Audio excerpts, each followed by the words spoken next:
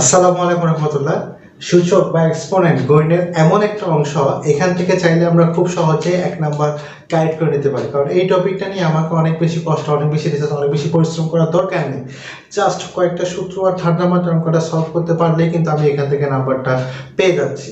তো চলেন আজকে আপনাদের সাথে সূচকের আলোচনায় বরাবরের মতো আমি নীল রহমান কথা না পারি আলোচনায় চলে যাই। সূচক সম্পর্কিত কাজ করার আগে আজকে আমি সূচক সম্পর্কে কিছু সূত্র আমরা ব্যবহার করে থাকি। এই সূত্রগুলো আমি প্রথমে আপনার সাথে আলোচনা করে নিতে চাই। আপনি যদি খেয়াল করেন, সূচকের ক্ষেত্রে দুটো জিনিস খেয়াল করতে হবে। সেটা হচ্ছে যে যদি আপনি সূচকের গুণের কাজ করতে চান তাহলে সেটা হবে যোগ, আর যদি বিয়োগের কাজ করতে চান তখন সেটা হবে ভাগ। অর্থাৎ সূচকে যদি আপনি গুণ সম্পর্কিত কাজ করেন সেটা যোগ হবে, আর বা বিয়োগ সম্পর্কিত কাজ করলে সেটা ভাগ হবে। লগের ক্ষেত্রেও সেম জিনিস। আমরা এই ডিটেলসটা, এটার সম্বন্ধে একটু ডিটেলস পরে জানতেছি। চলেন আমরা সূচক প্রথমে কিভাবে লিখা হয় এটা একটু দেখি। বোর্ডে খেয়াল করেন, আমি একটা সংখ্যা লিখেছি 3x⁴, অর্থাৎ এটা হচ্ছে বীজগাণিতিক রাশি।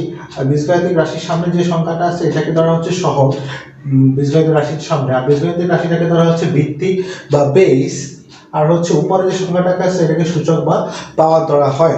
আমরা যখন জেনারেলি কোনো ম্যাথ বা কোনো মান বের করতে হয় তখন আমরা লিখি a⁴, অর্থাৎ আপনি যদি খেয়াল করেন এর উপর মানটা হচ্ছে কত, 4। ঠিক সেম ভাবে এই 4টাকে পাওয়ার ধরা হয়েছে, আর পরে নিচে যে সংখ্যাটা আছে সেটাকে ভিত্তি বা বেস ধরা হয়েছে।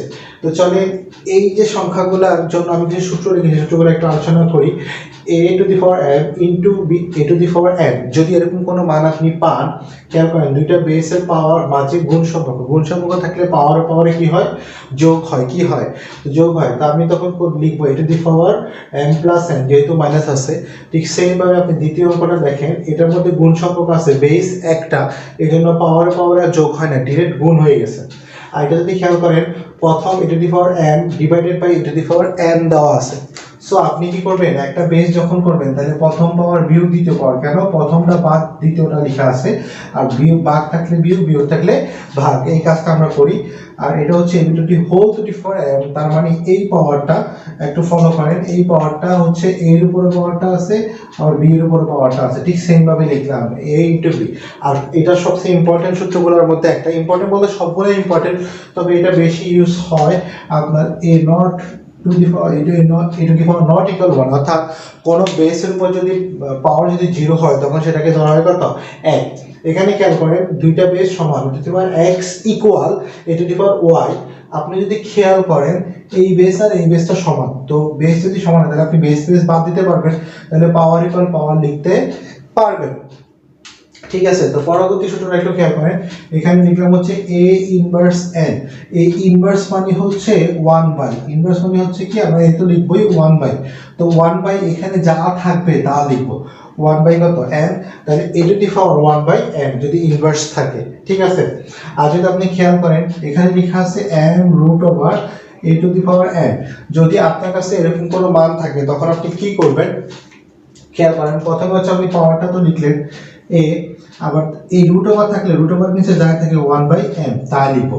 আর এখানে যেহেতু উপরে n ছিল তাই 1/mn। আমি আরেকটু বিষয়টা ক্লিয়ার করি, যদি শুধু √ওভার থাকে তাহলে সেটা সমান আমরা লিখবো হচ্ছে হাফ। শুধু √ওভার থাকলে সেটা সমান আমরা কত লিখবো, হাফ। যদি 3 থাকে তাহলে লিখবো হচ্ছে 1/3।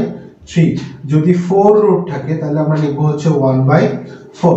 অর্থাৎ √ওভার আগে যা থাকবে তা লিখবো। যদি শুধু √ওভার থাকে তাহলে m লিখবো। কি লিখবো, m লিখবো। আশা করি সূত্রগুলো আপনি বুঝতে পারছেন। সূত্রগুলো কোনো সমস্যা নেই, আপনি চাইলে স্ক্রিনশট দিয়ে নিতে পারেন একটা। ওকে ফাইন, আশা করি এতক্ষণ আপনারা স্ক্রিনশট দিয়ে নিছেন। এই সূত্রগুলোর পরে যখন আমরা লগের কিছু অঙ্ক করব তখন কিছু মান যদি আমি তাড়াতাড়ি জানি তাহলে অঙ্কগুলো করতে আমার খুব কম সময় লাগবে, বা ইজিলি আমি অঙ্কগুলো সলভ করতে পারবো। দেখেন কি কি মান আমার একটু মুখস্থ করা জরুরি। আপনারা এই অংশটা চাইলে একটু স্ক্রিনশট দিয়ে নেন। আশা করি দিয়ে নিয়েছেন স্ক্রিনশট এই অংশটা। এখন আপনি খেয়াল করেন কিছু কিছু মান আপনাকে যখন দিবে, যেমন 2² তার মানে হচ্ছে 4, 2³ মানে হচ্ছে 8, 2⁴ মানে হচ্ছে 16, 2⁵ হচ্ছে 32, 2⁵ হচ্ছে 64, 2⁵ হচ্ছে 128, 2⁵ হচ্ছে 256 আপনি যেটা বলেন। 3² মানে হচ্ছে 9, 3³ মানে 27, 2⁴ মানে 81, 2⁵ মানে 243। ঠিক আছে, আপনি যদি খেয়াল করেন 4 স্কয়ার মানে 16, 4 কিউব মানে 64, 4 to the 4 মানে 256, 5 স্কয়ার মানে 25, 5 কিউব মানে 125, 5 to the 4 মানে 625, then 6 স্কয়ার মানে 26, 6 কিউব মানে হচ্ছে 216, 6 to the 4 মানে হচ্ছে 1296, এটাকে আপনি বলতে পারেন 1296 অথবা 1296, 7 স্কয়ার মানে হচ্ছে 49, 7 কিউব মানে হচ্ছে 343। এই যে মানগুলো এগুলো যদি আপনি বুঝতে পারেন তাহলে অঙ্কটা হিসাব করতে সুবিধা হবে। আশা করি এই বেসিক যে উপাত্তগুলো আমি বোর্ডে দিলাম এই বেসিক উপাত্তগুলো আপনার কাছে ইজি মনে হয়েছে। এগুলো স্ক্রিনশট দিয়ে নেন, আমরা কিছু অঙ্ক নিয়ে আপনার সাথে আসতেছি। এখন আমি বিগত বিসিএস এবং হচ্ছে সরকারি চাকরিতে আসা কয়েকটি সূচকের সহজ অঙ্ক আপনার জন্য বোর্ডে তুলে রেখেছি, চলেন এগুলা সমাধান করি। আমরা যারা পারি তারা কমেন্টে আগে একটু উত্তরটা বলে দেই, তারপর দেখি দেখা যাক আপনার অ্যান্সার আমার অ্যান্সার এক হয় কিনা। দেখেন প্রথম প্রশ্নটা হচ্ছে যে এ নট ইকুয়াল কত, এটা আমরা সূত্রেই শিখেছিলাম। এটা যদি নট ইকুয়াল 1 তার মানে এটা কষ্ট করার কোনো মানেই হয় না, এটা ডিরেক্ট 1। এটা কিন্তু 31 বিসিএস আসছিল, 31 বিসিএস এটা আসছিল। তারপর দেখেন কোন শর্তে এ নট ইকুয়াল 1। আচ্ছা একটা কথা বলি, এ এর মান 1 যদি হয় তাহলে কমপক্ষে এর মান 0 থেকে মানে 0 এর সমান হবে না, 0 হলে তো 1 হবে না, কারণ যেহেতু পাওয়ার 0 আছে। বাকিটা সব ঠিক আছে, তাহলে এই নট ইকুয়াল 0 যখন হবে তখন এই শর্তটা মানবে।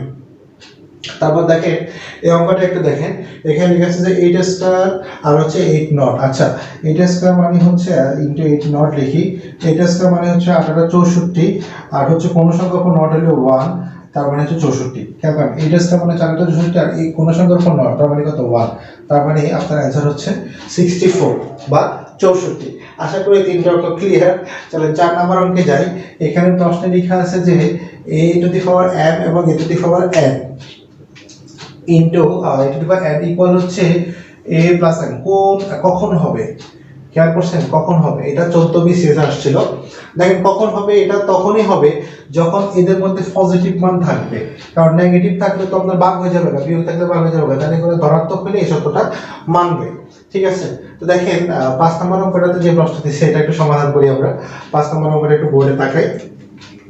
5 নম্বর অঙ্কের প্রশ্ন যেটা ছিল সেটা হচ্ছে যে 2 3 ইনভার্স 1 আর হচ্ছে আমরা ইনভার্স 1।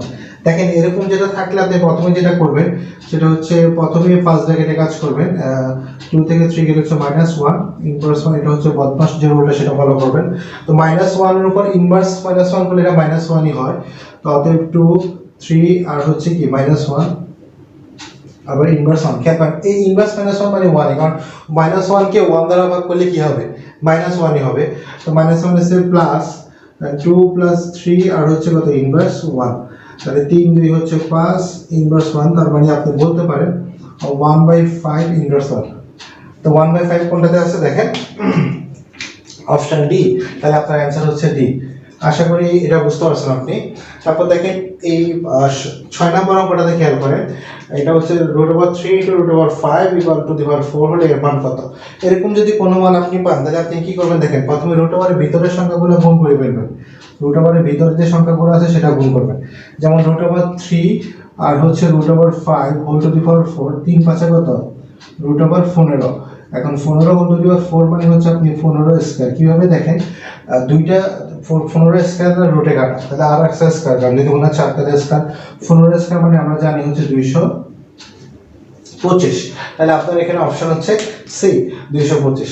তা আশা করি এই 6টা অঙ্ক আপনারা ক্লিয়ার বুঝতে পারছেন, এগুলো কোনো সমস্যা নেই, আপনারা একটু স্ক্রিনশট দিয়ে নেন।